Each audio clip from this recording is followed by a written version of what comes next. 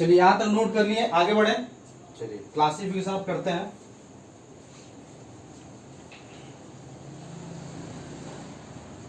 Next classification हम लोग कर सकते हैं सॉल्यूशन का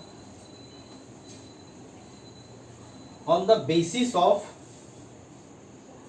डिफरेंट फिजिकल स्टेट्स। क्लासिफिकेशन कर सकते हैं हम लोग, क्लासिफिकेशन टॉपिक पढ़ रहे हैं सॉल्यूशन का, क्लासिफिकेशन कर रहे थे हम लोग।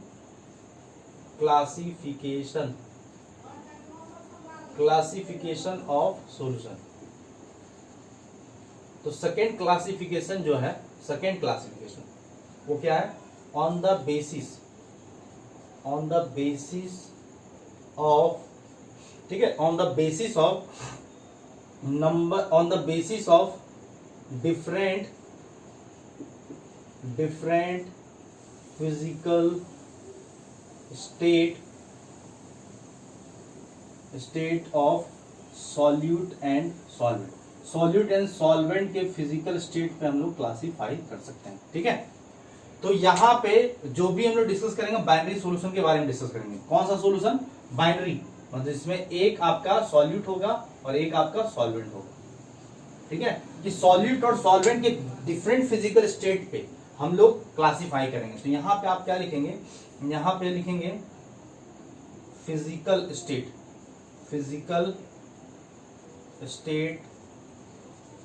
Of solute. यहां पे लिखोगे फिजिकल स्टेट ऑफ सॉल्वेंट।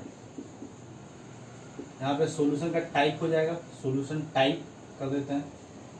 यहां पे हम लोग फिजिकल स्टेट ऑफ सॉल्यूशन लिख देते हैं, फिजिकल स्टेट ऑफ सॉल्यूशन, और यहाँ पे कुछ एग्जाम्पल लिख लेते हैं, ठीक है। तो इसके बेसिस पे हम लोग क्लासिफिकेशन करते हैं on the basis of different physical state of solute and solvent, ठीक है। On the basis of physical state of solute and solvent. तो आपको पता होना चाहिए फिजिकल स्टेट कितना होता है, सॉलिड लिक्विड गैस होता है, उसी के बेसिस क्लासिफाई करते हैं। इसमें जो क्लासिफिकेशन वो 9 टाइप्स आएंगे। कितने आएंगे? 9 types. On the basis of different physical state of solid and solvents में कितने टाइप्स आएंगे? 9 टाइप्स। आपके एनसीईआरटी बुक में भी दिया हुआ है और देखेंगे हम लोग। तो इसमें हम लोग क्या करते हैं, एक बार सॉल्यूट को हम लोग 3 बार हम लोग क्या बनाते हैं? सॉलिड लिक्विड गैस बनाते हैं। सॉलिड, एक बार लिक्विड, एक बार हम लोग गैस। फिर हम लोग एक बार बना, यहाँ पे 3 बार बनाते हैं हम लोग। फिर सॉल्वेंट को 3 बार हम लोग क्या बनाते हैं? लिक्विड और लिक्विड। फिर यहाँ पे हम 3 बार सॉल्यूट में लिखते हैं solid liquid gas, solid liquid gas. फिर यहाँ पे हम 3 बार लिखते हैं क्या? Gas, physical state of solvent gas, physical state of solvent gas. फिर हम इसमें 3 बार लिखते हैं सॉलिड लिक्विड और गैस। यहाँ पे 3 बार लिखो solid physical state of solvent, solid physical state of solvent, solid, और physical state of solvent is solid. इस तरह से क्लासिफिकेशन देखोगे तो 9 टाइप्स हो जाएगा, ठीक है। तो यहाँ पे थोड़ा सा लोग कॉलम खींच देते हैं, ये थोड़ा सा कंफ्यूज ना करो आप। ये दूसरा हो गया, ये तीसरा हो गया, ये 4th हो गया, 4th क्लासिफिकेशन, ये 5th क्लासिफिकेशन, ये 6th क्लासिफिकेशन, ये आपका 7th classification, and this is 8th classification. इस तरह से हम लोग क्लासिफिकेशन कर सकते हैं, ठीक है। अगर मान लो कि सॉल्यूट को अगर हम सॉलिड रखें और सॉल्वेंट को हम लिक्विड रखें, तो इस टाइप के सॉल्यूशन क्या बोलेंगे? Solid in liquid solution. क्या बोलेंगे? सॉलिड इन, सुनिएगा आप लोग, solid in liquid solution, liquid type solution, ठीक है। सॉलिड इन, सॉलिड किसमें डिसॉल्व हुआ है? लिक्विड में। सॉल्वेंट में के अंदर क्या होता है? सॉल्यूट डिसॉल्व होता है, ठीक है। इसको क्या बोलेंगे? Liquid in liquid type solution. इसको क्या बोलेंगे? क्योंकि सॉल्यूट को किसमें रखे हो, लिक्विड में, और सॉल्वेंट को किसमें रखो, लिक्विड में, इसको बोलेंगे लिक्विड इन लिक्विड सॉल्यूशन। इसको हम लोग क्या बोलेंगे, अगर सॉल्यूट को गैस रखते हो, अगर सॉल्वेंट को लिक्विड रखते हो तो उसको हम बोलेंगे gas in liquid type solution. अगर मान लो कि सॉल्यूट आपका सॉलिड है और physical state of solvent gas है, मतलब सॉलिड गैस के अंदर डिसॉल्व हो रहा है, मतलब हम लोग बोलेंगे solid in gaseous type solution, solid in gas type solution. अगर सॉल्यूट लिक्विड है और सॉल्वेंट आपका गैस है, तो क्या बोलेंगे, लिक्विड इन गैस सॉल्यूशन। अगर आपका सॉल्यूट अगर गैस है और सॉल्वेंट आपका गैस है, तो हम लोग क्या बोलेंगे, gas in gas type solution. अगर आपका सॉल्यूट सॉलिड है और सॉल्वेंट भी सॉलिड है, तो हम लोग क्या बोलेंगे, solid solid solute, solid solvent में ही घुल रहा है, तो हम लोग क्या बोलेंगे, solid in solid type solution. अगर आपका सॉल्यूट लिक्विड है और सॉल्वेंट सॉलिड है, तो हम लोग क्या बोलेंगे, liquid liquid in solid type solution. अगर आपका गैस सॉल्यूट है, सॉल्वेंट का सॉलिड है, तो हम लोग बोलेंगे gas in solid type solution. आया समझ में, क्लियर हुआ? तो इस तरह से क्लासिफिकेशन हो रहा है, मतलब गैस लिक्विड में डिसॉल्व हो रहा है, लिक्विड लिक्विड में डिसॉल्व हो रहा है, सॉलिड लिक्विड में डिसॉल्व हो रहा है। आया समझ में? और याद रखना, जो सॉल्वेंट का फिजिकल स्टेट होगा वही फिजिकल स्टेट सॉल्यूशन का, फाइनल फेज जो होगा सॉल्यूशन का, वो सॉल्वेंट का जो फेज है वही होगा। अगर आप नमक को पानी में घोल देते हो, नमक सॉलिड है, पानी आपका क्या है, लिक्विड है, पानी यहाँ सॉल्वेंट है, और आपका सॉल्यूट क्या है, सॉलिड है, नमक है। घोलने के बाद आपका फाइनल फेज क्या आता है, लिक्विड ही आता है सॉल्यूशन का, तो लिक्विड भी क्या है, वाटर है। तो यहाँ पे जो आपका फिजिकल स्टेट सॉल्वेंट का है वही फिजिकल स्टेट आपको क्या दिखने वाला है, सॉल्यूशन का भी। द फिजिकल फेज या physical state of solvent and solution are same. यहाँ पे आंख बंद करके क्या होगा, इसका भी लिक्विड, इसका भी लिक्विड। इस केस में भी क्या होगा, गैस इन लिक्विड में भी लिक्विड होगा, सॉलिड इन गैस में गैस होगा, लिक्विड इन गैस में गैस होगा, गैस इन गैस में गैस होगा, सॉलिड इन सॉलिड में सॉलिड टाइप सॉल्यूशन दिखेगा, लिक्विड इन सॉलिड में सॉल्यूशन का आपका फेज कैसा दिखेगा, सॉलिड। गैस इन सॉलिड में फिर से आपका सॉल्यूशन का सॉलिड फेज दिखेगा। आगे समझ में? अब हम लोग एग्जांपल की बात कर लेते हैं, एग्जांपल की बात कर लेते हैं, ठीक है? तो ध्यान से देखो यहाँ पे एग्जांपल की बात कर, एग्जांपल प्रैक्टिकली सोचो, आप सोच सकते हो आप, ठीक है? एक दो एग्जांपल भी ध्यान रखेंगे, इससे आपका क्लियर कट पिक्चर आपको क्लियर रहे, ठीक है? एक दो एग्जांपल भी याद रखेंगे या आप सोच भी सकते हो, और जो वही एग्जांपल लेंगे जो हमारे सराउंडिंग में या हमारे प्रैक्टिकल लाइफ में दिखता है। हमको रखना है सॉल्यूट सॉलिड और सॉल्वेंट रखना है लिक्विड। इस टाइप का सॉल्यूशन आप सोचते हो, सोच सकते हो। अभी तक हम वही एग्जांपल दे रहे हैं, क्या, sugar water solution, sugar water solution, ये मेरा हो गया क्या, solid in liquid type solution. आपका सॉल्यूट क्या है, शुगर, वाटर क्या है, सॉल्वेंट, बनने के बाद भी आपका सॉल्यूशन का कैसा फेज आएगा, लिक्विड ही आएगा। Salted water solution, sugar water solution, ठीक है? ग्लूकोज वाटर सॉल्यूशन, ग्लूकोज आता है ना, ग्लूकोन डी वाटर सॉल्यूशन, ठीक है? अब लिक्विड रखना है सॉल्यूट और सॉल्वेंट रखना है लिक्विड, तो क्या हो जाएगा, नींबू पानी सॉल्यूशन लिख देते हैं, सिंपल, नींबू पानी सॉल्यूशन, नींबू पानी सॉल्यूशन। आया समझ में? या alcohol water solution, alcohol water, या इथेनॉल बोल सकते हैं, अल्कोहल वाटर सॉल्यूशन। आया समझ में? तो इसमें देख लो, नींबू और अल्कोहल क्या है, सॉल्यूट, और पानी क्या है, solvent. Gas in liquid, gas को लिक्विड में डिसॉल्व करके रखना है। इसका एग्जांपल बताओ क्या होगा, best example, cold drink. Cold drink में CO2 गैस डिसॉल्व होता है वेरी हाई प्रेशर में। अब जैसे खोलते हो तो आवाज भी करता है, फिस करके आवाज भी होता है, मतलब उससे क्या, हाईली प्रेशराइज्ड करके गैस को हम लोग डिसॉल्व करके रखते हैं कोल्ड ड्रिंक के अंदर। थोड़ा सा भी हिला दो और बोतल को ढक्कन खोल दो, पूरा गैस के कारण आपका सारा लिक्विड भी निकल जाएगा, ठीक है? तो हम बोल सकते हैं cold drink. Cold drink simple example हो जाएगा कोल्ड ड्रिंक, जिसमें CO2 गैस डिसॉल्व होता है, ठीक है? CO2 गैस डिसॉल्व करके रखते हैं वाटर में, ठीक है? अब सॉल्यूट रखना है सॉलिड, गैस रखना है सॉल्वेंट। ऐसा कोई एग्जांपल बता सकते हो कि गैस सॉल्वेंट हो और सॉलिड आपका क्या हो, सॉल्यूट हो? तो बहुत सारे एग्जांपल। स्मोक, स्मोक में देखो धुआं है, धुआं में कुछ निकोटीन पार्टिकल्स भी होता है, या एयर, एयर में क्या होता है, डस्ट पार्टिकल होता है ना। एयर तो मिक्सचर ऑफ गैस है, बट उसमें कुछ डस्ट पार्टिकल दिखता है क्या, नहीं, होमोजीनियस टाइप का दिखता है। यहाँ भी जो डस्ट, यहाँ भी जो हवा दिख रहा है, उस हवा में कुछ ना कुछ डस्ट पार्टिकल्स है। आ रहा है समझ में? तो स्मोक बोल सकते हो, स्मोक, या dust particle in air, simple example. तो इसमें डस्ट पार्टिकल क्या है? सॉल्यूट है। स्मोक में क्या है? निकोटीन है। और आपका गैस क्या हो जाएगा? गैस में तो ढेर सारा है, गैस आपका N2 है, O2 है, स्मोक में भी धुआं है, CO2 गैस है स्मोक में। स्मोक जो सिगरेट का स्मोक है, ठीक है। अब से लिक्विड इन गैस, लिक्विड होना चाहिए सॉल्यूट, गैस होना चाहिए सॉल्वेंट, ऐसा कोई एग्जांपल? लिक्विड इन गैस, बहुत सारे एग्जांपल। फॉग देखते हो? फॉग, या आप बोल सकते हो नमी, जिसमें पानी हवा में नमी रहता है। ठंडे के टाइम में आप देखते हो हवा में नमी रहता है, ठीक है। फॉग बोल सकते हो, स्मॉग बोल सकते हो, ये सब सारे ड्यू बोल सकते हो, ठीक है। ये सारे एग्जांपल, ड्यू हो गया, फॉग हो गया, these are example of. Smog हो गया, दीज आर एग्जांपल, मतलब कि small droplets of water in air, air में कुछ ड्रॉपलेट्स ऑफ वाटर होता है। अब गैस सॉलिड होना चाहिए और गैस आपका सॉल्वेंट होना चाहिए, इसका सबसे बेस्ट एग्जांपल एयर है। अब देख सकते हो एयर में मेजरली मिक्सचर ऑफ गैस तो होता है, बट मेजोरिटी ऑफ गैस में कौन होता है? एक ऑक्सीजन और नाइट्रोजन।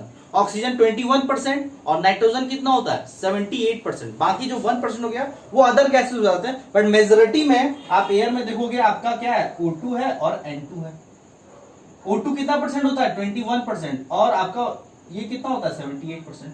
तो देख रहे हो, सॉल्यूट भी आपका गैस है और सॉल्वेंट भी क्या आपका गैस है। आया समझ में? क्लियर हुआ? सॉलिड होना चाहिए सॉलिड, सॉल्वेंट भी होना चाहिए सॉलिड, ऐसा कोई एग्जांपल? सॉल्यूट भी होना चाहिए सॉलिड और सॉल्वेंट भी होना चाहिए सॉलिड। इसका सबसे अच्छा एग्जांपल है एलवाई। एलवाई देख सकते हो, जैसे एग्जांपल में ब्रास ले सकते हो। ब्रास किसका किसका बनता है? कॉपर और जिंक का। कॉपर आपको पता होना चाहिए 75% होता है, और नहीं सॉरी 70%। कॉपर ब्रास में कॉपर 70% और जिंक कितना होता है? 30%। दोनों ही सॉलिड है। ब्रास बनने के बाद बता सकते हो कि ब्रास में कितने, कौन सा कॉपर है कौन सा जिंक है, बता सकते हो क्या? एकदम होमोजीनियस मिक्सचर दिखता है। Alloy is the homogeneous mixture, definition भी है of two or more metal और मेटल और नॉन मेटल, इसको बोलते हैं एलवाई, ठीक है। लिक्विड सॉलिड होना चाहिए और सॉल्वेंट आपका सॉलिड होना चाहिए। सोचो इसका कोई एग्जांपल।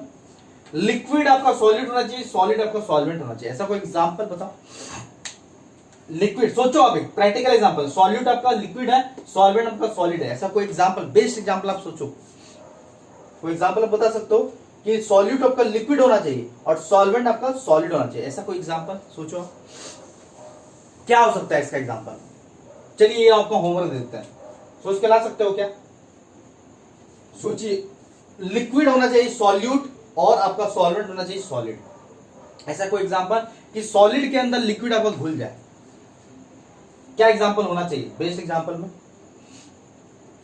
कि लिक्विड आपका सॉलिड होना चाहिए, या इसका बात कर लेते हैं, पहले इसका बात कर लेते हैं कि सॉलिड आपका गैस होना चाहिए और सॉल्वेंट का सॉलिड होना चाहिए। ये आप सरफेस केमिस्ट्री में पढ़े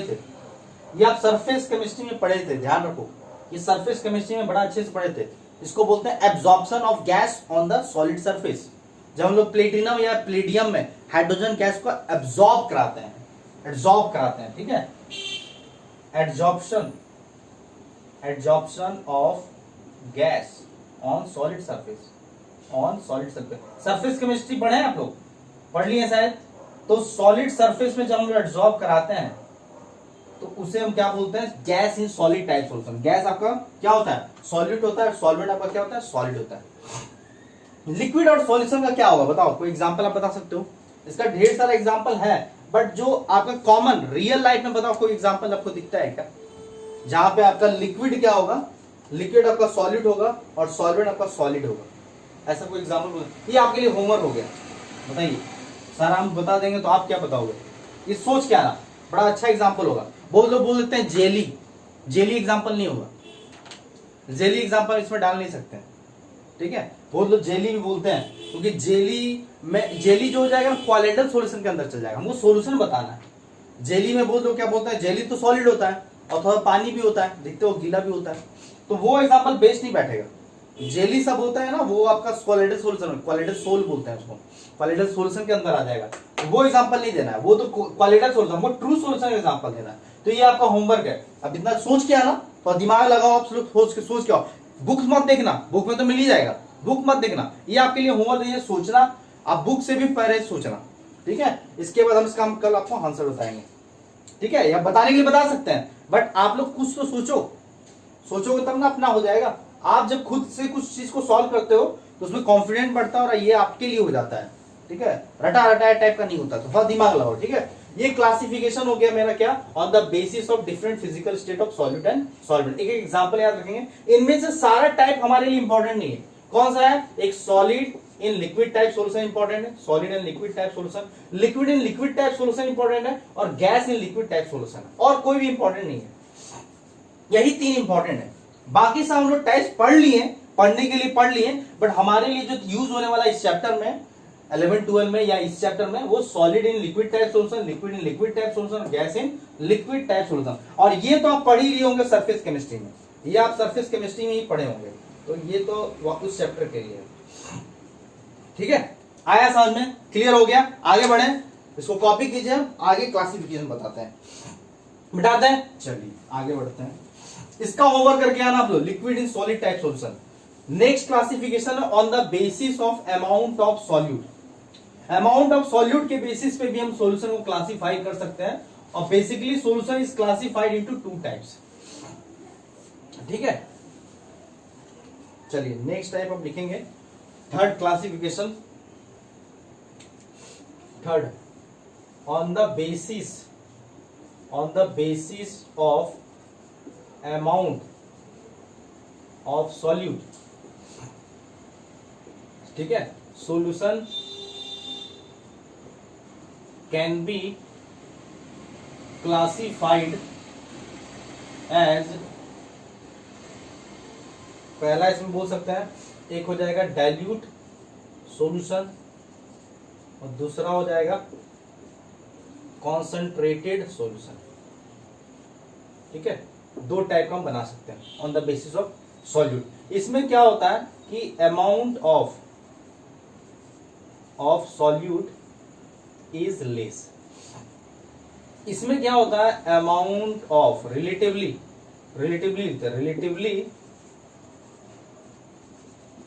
amount of solute is larger, ठीक है। कि जिसमें आपका अमाउंट ऑफ सॉल्यूट लेस हो वो हो जाएगा डाइल्यूट सॉल्यूशन, और जो आपका रिलेटिव अमाउंट ऑफ सॉल्यूट मोर हो, लार्जर हो, तो कॉन्सेंट्रेट। जैसे एग्जांपल हम दे सकते हैं, एग्जांपल से ज्यादा क्लियर होगा, डाइल्यूट H2SO4 सॉल्यूशन। अब कोई भी ऐसा एसिड सॉल्यूशन नहीं होता जिसमें वाटर ना मिलो, ठीक है। जैसे dilute HCl solution, HCl obvious ना गैस होता है, जब उसको एसिड बनाना होता है तो HCl को हम लोग वाटर में डिसॉल्व करते हैं। तो कोई भी ऐसा एसिड नहीं जिसमें वाटर का प्रेजेंस ना हो, हर एसिड में वाटर का प्रेजेंस होता है। HCl अगर नॉर्मल कंडीशन में देखा जाए तो HCl एक गैस है, HCl को जैसे ही वाटर में डाल देते तो वो बनता है एसिड। तो डाइल्यूट एसिड में क्या होता है कि आपका डाइल्यूट के केस में H2SO4 प्लस वाटर होता है, बट ये H2SO4 जो होता है वो आपका इसमें जो होता है 90 to 98% वाटर होता है, और 2 से 5% आप बोल सकते हो इसमें एसिड होता है, 2 से 5%। इसमें क्या होता है कॉन्सेंट्रेटेड वाले में, जैसे इसको कॉन्क लिखते हैं शॉर्ट फॉर्म में, कॉन्क H2SO4 सॉल्यूशन।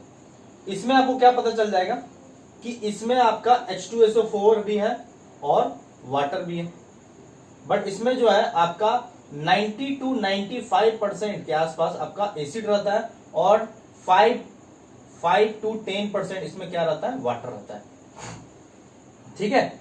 इसके बेसिस पे ये तो मेरे लिए क्या हो गया, ये इस केस में यहां भी सॉल्यूट है, इस केस में वाटर, यहां भी सॉल्वेंट है, और इस केस में भी सॉल्वेंट को हम लोग सॉल्वेंट लेके चलते हैं वाटर को, और यहां पे क्या है, ये सॉल्यूट है, ठीक है। तो कॉन्क सॉल्यूशन में अमाउंट ऑफ सॉल्यूट रिलेटिवली ज्यादा होता है। कॉन्सेंट्रेटेड H2SO4 बोले तो H2SO4 का अमाउंट 90 to 95% होता है, वाटर में 5 से 10%, और डाइल्यूट बोलते तो बहुत ही पानी रहता है, पानी का अमाउंट 90 to 98%, एसिड बहुत ही 1 to 2%। डाइल्यूट सॉल्यूशन हम लोग जो होता है, डाइल्यूट एसिड सॉल्यूशन हम लोग घर में डोमेस्टिक यूज के लिए हम लोग यूज करते हैं, घर का क्लीनिंग करने के लिए, क्लीनिक एजेंट के लिए हम लोग घर में यूज करते हैं, टॉयलेट को साफ करने के लिए, ब्लीच करने के लिए, बेसिन को किचन के बेसिन को साफ करने के लिए, क्लीन करने के लिए हम लोग डाइल्यूट यूज करते हैं। डाइल्यूट उतना आपका खतरनाक नहीं होता, उतना डिहाइड्रेटिंग एजेंट नहीं है जितना ज्यादा आपका कॉन्सेंट्रेटेड है। आया समझ में, क्लियर हुआ। ये मेरा क्लासिफिकेशन है सॉल्यूशन का on the basis of number of component, on the basis of different physical state of solute and solvent and on the basis of amount of solute solution can be classified into two types, dilute and conc. आया समझ में? Clear हो गया? अब हम लोग को पढ़ना है कॉन्सेंट्रेटेड टर्म्स। कॉन्सेंट्रेटेड टर्म क्या है कि कॉन्सेंट्रेटेड टर्म हमेशा हम लोग डिफाइन करते हैं on the basis of amount of solute.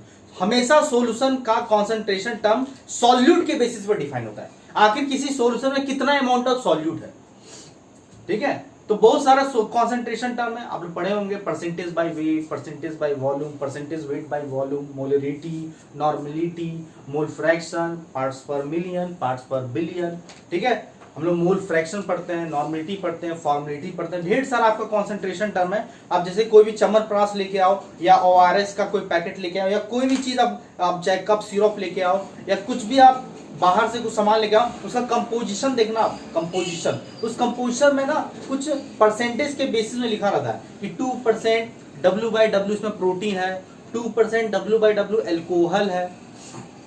तो सॉल्यूट का कॉन्सेंट्रेशन बताता है, मतलब सॉल्यूट का अमाउंट बताता है कि सॉल्यूशन में कितना परसेंट है। आया समझ में? तो concentration is defined on the basis of amount of solution, कितना अमाउंट ऑफ सॉल्यूशन प्रेजेंट है किसी सॉल्यूशन में। तो यहां पे आप लिख लेंगे। आगे बढ़े, कॉपी कर लिए यहां तक, आगे बढ़ते हैं। तो लिखे कॉन्सेंट्रेशन टर्म ऑफ सॉल्यूशन। तो कॉन्सेंट्रेशन टर्म क्या होता है, देखो यहां पे ये सब सारा कुछ हम लोग कर लिए डिस्कस, पर फिर भी यहां पे डिस्कस कर रहे हैं, जल्दी जल्दी हम लोग डिस्कस करेंगे। देखो concentration term of solution.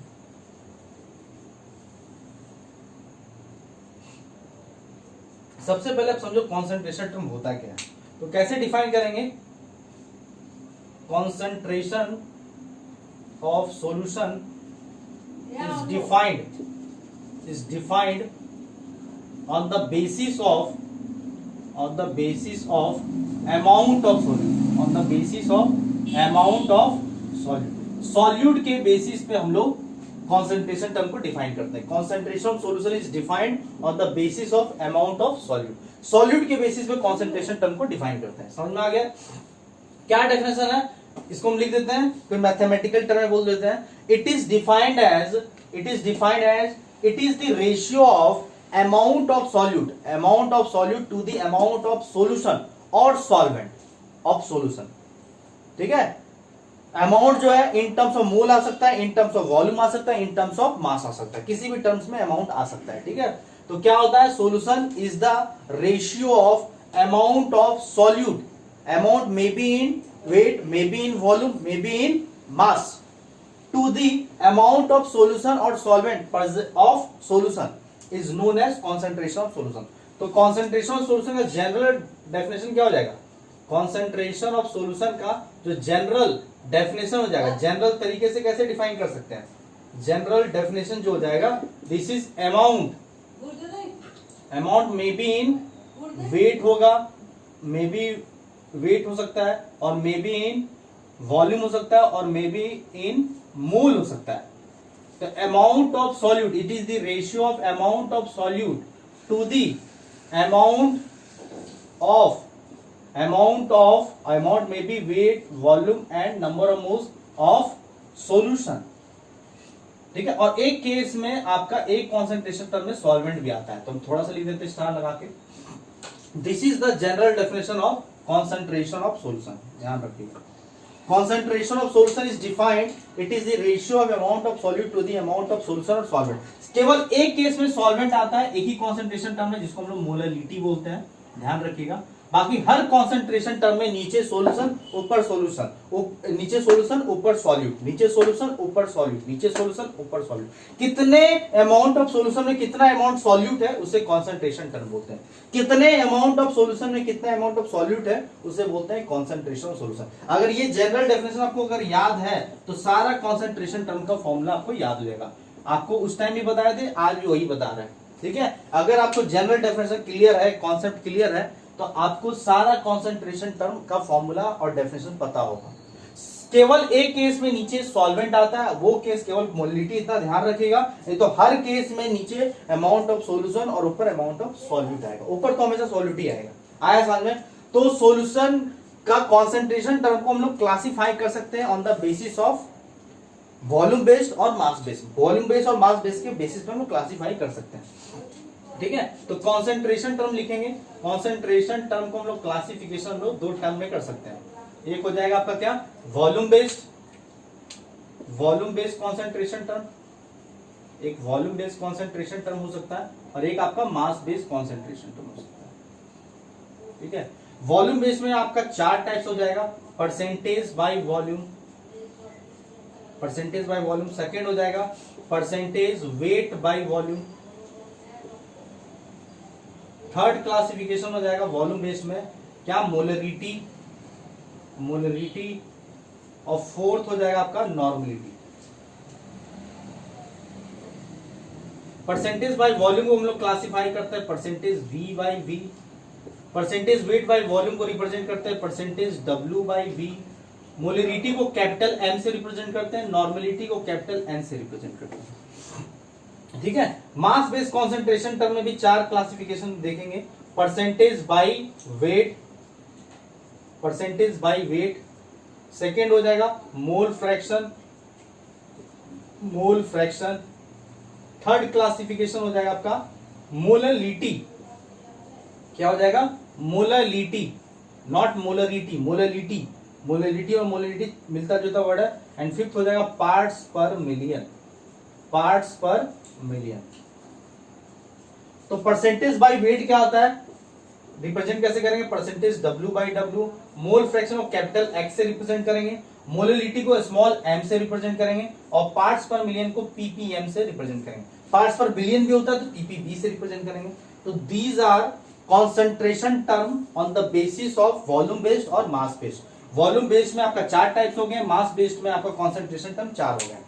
Volume based में percentage V by V, percentage W by V, molarity and normality, और मास बेस्ड कॉन्सेंट्रेशन टर्म में percentage W by W, mole fraction, molarity और पार्ट्स पर मिलियन, ठीक है। अब यहाँ पे ध्यान रखेंगे वॉल्यूम बेस्ड जितने भी कॉन्सेंट्रेशन टर्म है वो सारा आपका टेम्परेचर डिपेंडेंट है, वो सारा क्या है आपका टेम्परेचर डिपेंडेंट, तो लिख लेंगे। और मास बेस्ड जितने भी कॉन्सेंट्रेशन टर्म है ये आपका टेम्परेचर इंडिपेंडेंट है।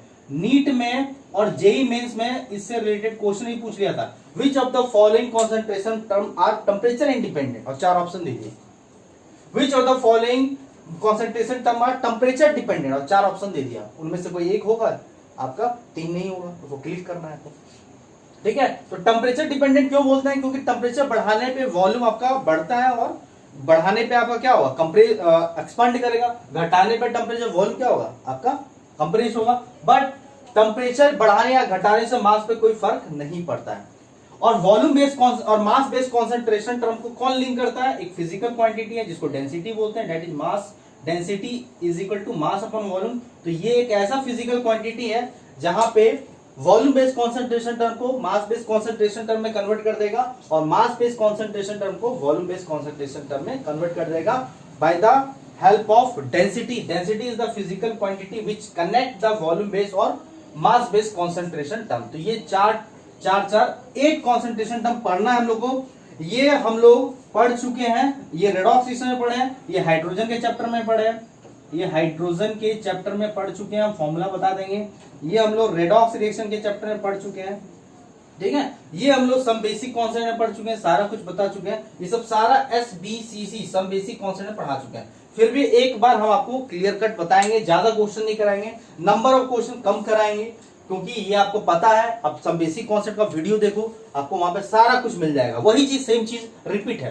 तो हम आपको फॉर्मूला, आपका स्पेशल फॉर्मूला, फिर आपको बता देंगे dilution of solution, molality of mixing. तो यहाँ पे कॉन्सेंट्रेशन टर्म खत्म हो जाएगा, क्योंकि concentration term very very important for the next topic of this chapter. क्योंकि जब कोलिगेटिव प्रॉपर्टीज पढ़ेंगे चाहे वो RLBP हो, चाहे वो आपका एलिवेशन बॉइलिंग पॉइंट हो, चाहे वो आपका डिप्रेशन फ्रीजिंग पॉइंट हो, चाहे ऑस्मोटिक प्रेशर हो, चाहे कोई भी आपका टॉपिक इसके बाद जो आने वाला है वहां पे कंसंट्रेशन टर्म आपका फ्रीक्वेंटली यूज होने वाला है। तो सबसे पहले आपको कंसंट्रेशन टर्म में आपको कमांड या उसका कॉन्सेप्ट बहुत क्लियर होना चाहिए, उससे रिलेटेड न्यूमेरिकल्स भी क्लियर होना चाहिए। तो एक बार वीडियो देखो SPCC का, नहीं तो हम तो बता ही रहे हैं यहाँ पे नंबर ऑफ क्वेश्चन थोड़ा कम कराएंगे, बट आपका सारा कॉन्सेप्ट यहाँ भी हम बता देंगे। अगर सम बेसिक कॉन्सेप्ट केमिस्ट्री जिनका छूट गया है कोई दिक्कत नहीं है, यहाँ भी आप ध्यान से देखो, यहाँ क्लियर होगा। ठीक है, तो इसको नोट करो, यहां से हम लोग कंटिन्यू करेंगे। ठीक है, तो इसको नोट करो जल्दी से।